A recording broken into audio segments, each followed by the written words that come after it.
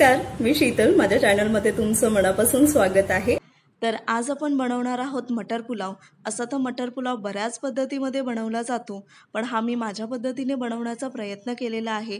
आणि ही रेसिपी खूप क्विक आहे, पटकन बनते आणि बॅचलर्स आणि बिगिनर्ससाठी आहे. तर ह्या रेसिपीला तुम्ही शेवटपर्यंत नक्की बघा, तुम्हाला ही रेसिपी नक्की आवडेल. तर इथे मी कुकरमध्ये तेल गरम करायला ठेवलं आहे. तेल गरम झालं की नंतरला त्याच्यामध्ये खडे मसाले आणि कांदा टाकायचा आहे आणि कांद्याला थोडंसं हलकंसं परतवून घ्या. त्याच्यानंतर त्याच्यामध्ये आलं आणि लसूण ह्याची पेस्ट ॲड करायची आहे. आलं आणि लसूणला 2 मिनिटं तेलामध्ये व्यवस्थित फ्राय करून घ्या. त्याच्यानंतर आपल्याला त्याच्यामध्ये टोमॅटो टाकायचा आहे. टोमॅटोला पण थोडंसं नरम होईपर्यंत तेलामध्ये फ्राय करायचे.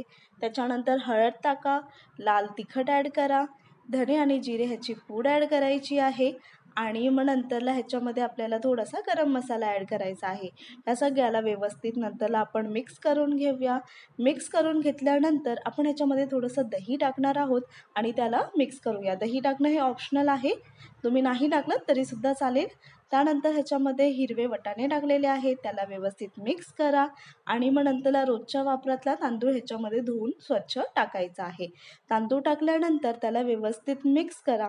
मिक्स केल्यानंतर पाणी अंदाजे त्याच्यामध्ये टाका. त्याच्यानंतर त्याच्यामध्ये मीठ ॲड करा. मीठ ॲड करून झाल्यानंतर त्याला व्यवस्थित मिक्स करा. नंतरला वरून कोथिंबीर ॲड करा.